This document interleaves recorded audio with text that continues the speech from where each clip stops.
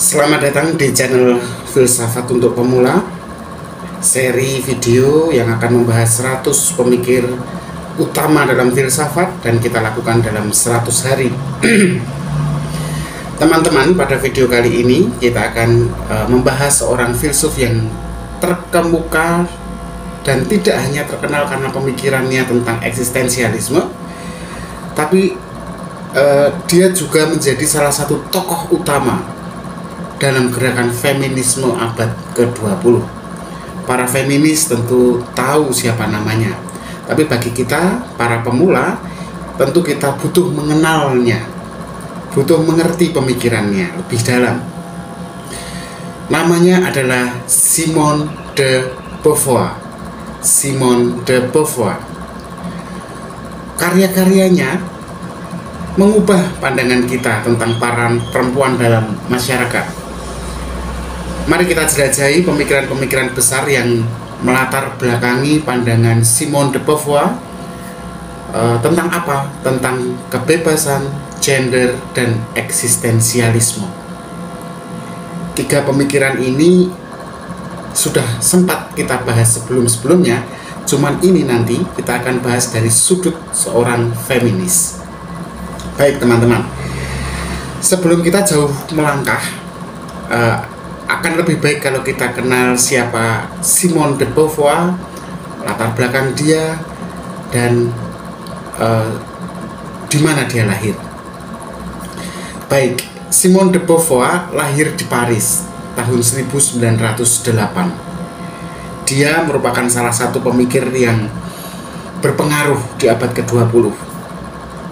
Simone de Beauvoir memang dikenal luas sebagai seorang filsuf eksistensialis yang bekerja sama, berkolaborasi dengan pasangan hidupnya, karena mereka hidup bersama tetapi tidak menikah.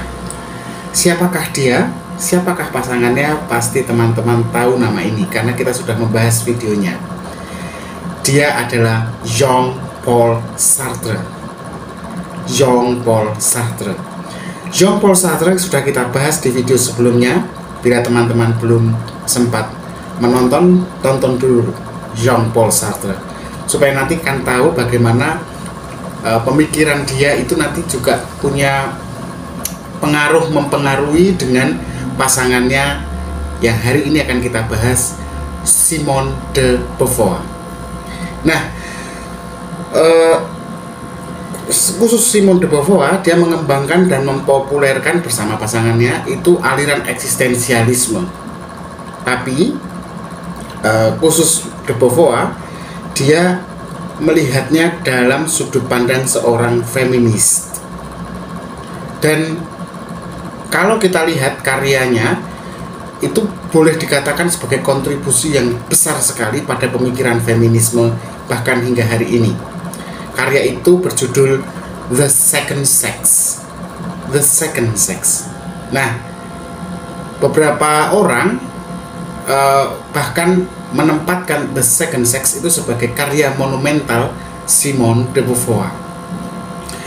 Salah satu yang membuat de Beauvoir itu unik adalah kemampuan dia itu, kemampuan dia menghubungkan antara eksistensialisme dan perjuangan kaum perempuan untuk kebebasan dan kesetaraan. Ini pengkombinasian inilah yang bikin dia unik. Dalam karya dia tidak hanya membahas teori eksistensialisme dari segi filsafat, tapi juga dia mengaplikasikan ide-idenya pada masalah-masalah yang konkret dalam kehidupan sosial, utamanya yang berkenaan dengan kaum perempuan, misalnya perkara masalah gender, masalah ketidaksetaraan antara laki-laki dan perempuan. Nah, sebagai seorang filsuf eksistensialis, de Beauvoir mengadopsi pandangan dasar eksistensialisme yang menekankan pentingnya kebebasan individu. Itu kuncinya dulu. Nah, eksistensialisme yang juga dianut ya oleh Sartre dan pemikir-pemikir lainnya dari aliran eksistensialisme itu memang fokus pada gagasan bahwa manusia itu bebas untuk menentukan eksistensinya sendiri. Itu kuncinya. Maksudnya apa? Kita tidak dilahirkan dengan tujuan atau makna tertentu dalam hidup kita. Tidak ada itu takdir dalam aliran eksistensialisme. Sebaliknya, kitalah yang harus menciptakan makna itu sendiri melalui pilihan-pilihan dan tindakan-tindakan kita. Nah, itu konsep dasar eksistensialisme dulu. Nah, nanti pengembangannya atau modifikasinya itu akan tampak sekali unik di De Beauvoir. De Beauvoir itu memodifikasi pandangan itu dengan mengkaitkannya dengan konteks sosial dan budaya. Bagi De Beauvoir, kebebasan individu itu tidak bisa dipahami secara terpisah dari kondisi sosial dan politik yang mengatur hidup kita sehari-hari. Utamanya, dia itu melihat bagaimana masyarakat menindas kaum perempuan dan membatasi kebebasan mereka hanya karena mereka dilahirkan sebagai perempuan. Otomatis kan seolah-olah seorang perempuan itu sudah dilahirkan dengan tujuan tertentu yang dilekatkan pada dirinya. Nah, kaum eksistensialisme akan menentang hal ini tentu saja, karena mereka beranggapan bahwa tidak ada satupun manusia, baik itu laki-laki atau perempuan, yang sejak dia dilahirkan sudah ditetapkan tujuan hidupnya. Maka si individu ini, mau kaum perempuan ataupun kaum laki-laki, harus menentukan, memilih dalam kebebasan tindakan-tindakannya dan keputusan-keputusannya. Nah, De Beauvoir kemudian mengaitkannya pada subjek yang bebas ini siapa? Kaum perempuan harusnya. Nah, tapi sebelum kita akan berbicara lebih luas tentang itu, kita akan mencoba melihat dulu The Second Sex atau karya dari De Beauvoir itu. Karena di situ nanti kita akan menemukan hal-hal yang mungkin baru dalam pemikirannya. Pada tahun 1949 itu Simone de Beauvoir itu menerbitkan karya besarnya itu, The Second Sex. Dan boleh dikatakan karya The Second Sex itu jadi tonggak penting dalam pemikiran feminisme modern. Dalam bukunya, De Beauvoir mengemukakan argumen bahwa perempuan sering dianggap sebagai, menarik nih teman-teman, yang lain. Jadi perempuan itu sering diposisikan sebagai yang lain. Maksudnya gini, sebagai perempuan itu sering ditempatkan sebagai objek yang pasif, atau kalaupun dia menjadi subjek, dia diabaikan dalam banyak bidang kehidupan. Bidang apa saja? Dalam kebudayaan, dalam profesi dan pekerjaan, dan bahkan dalam hubungan cinta pribadi atau dalam hubungan sosial orang per orang di tengah masyarakat. Wanita itu hanya ada dua pilihannya. Perempuan itu objek yang pasif, atau kalaupun dia akhirnya bisa menjadi subjek, itu subjek yang diabaikan. Nah, salah satu kalimat yang paling terkenal dari The Second Sex adalah tidak ada yang dilahirkan sebagai perempuan. Tidak ada yang dilahirkan sebagai perempuan, melainkan dilahirkan menjadi perempuan. Jadi ketika lahir si bayi ini, sebenarnya dia tidak perempuan. Dia jadi disebut perempuan karena dia dilekati oleh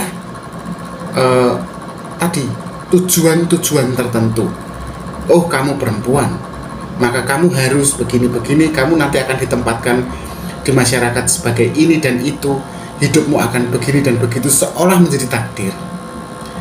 Dengan kata lain, De Beauvoir berargumen bahwa identitas perempuan bukanlah sesuatu yang biologis atau alami, tetapi merupakan, ini penting sekali, merupakan konstruksi sosial. Jadi menjadi perempuan itu bukan biologis ternyata. Pelekatan identitas itu dilakukan dalam konstruksi sosial, bentukan, susunan, kesepakatan sosial oleh masyarakat.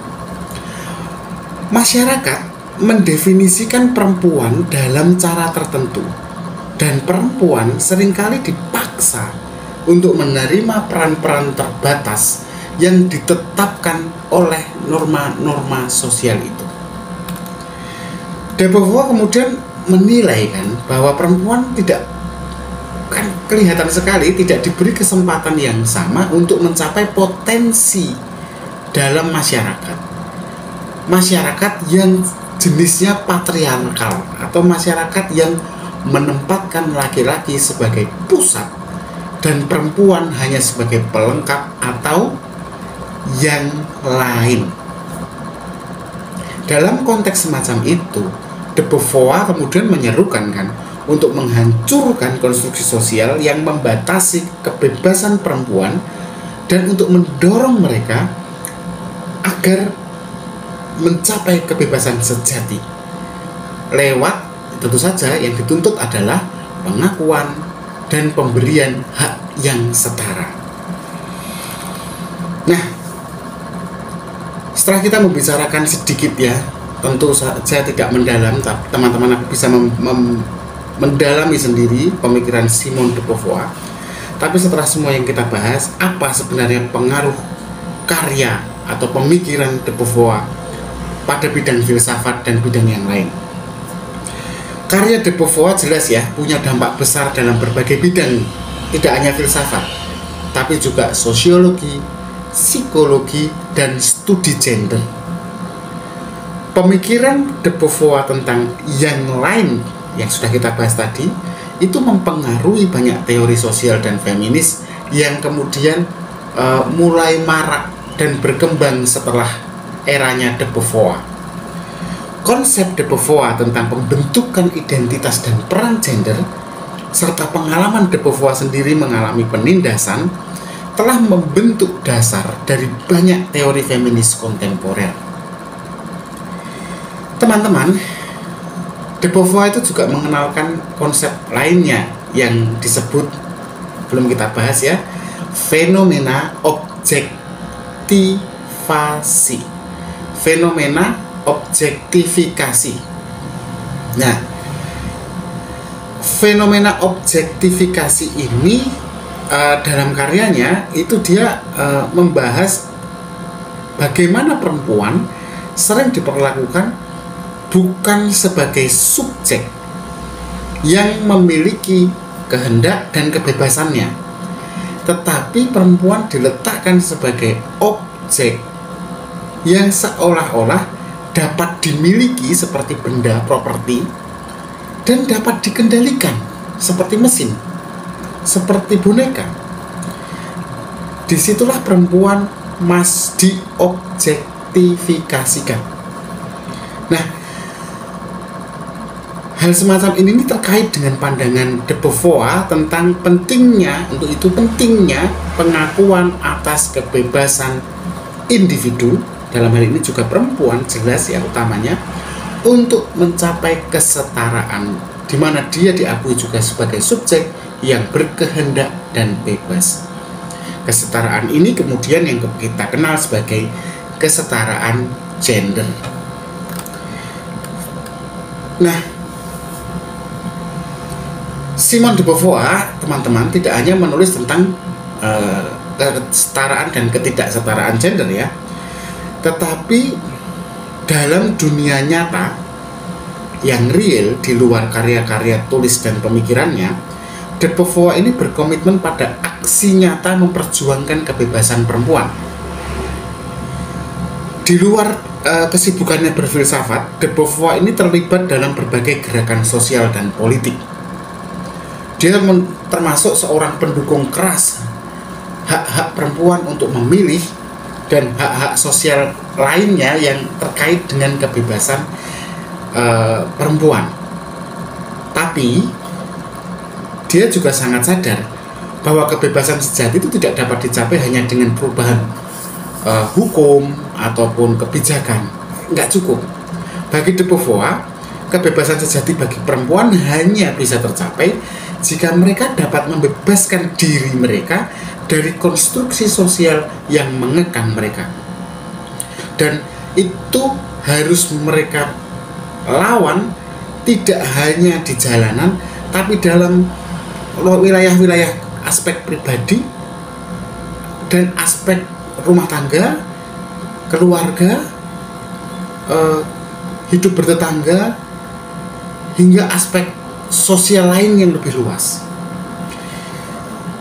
Artinya teman-teman, kebebasan perempuan tidak hanya tergantung pada apa yang mereka dapatkan dari masyarakat, seolah-olah masyarakat mengasihani mereka, tetapi juga pada bagaimana kaum perempuan sendiri memahami diri mereka, sehingga mereka bisa mengatasi yang disebut sebagai hambatan internal yang telah ditanamkan oleh budaya patriarkal.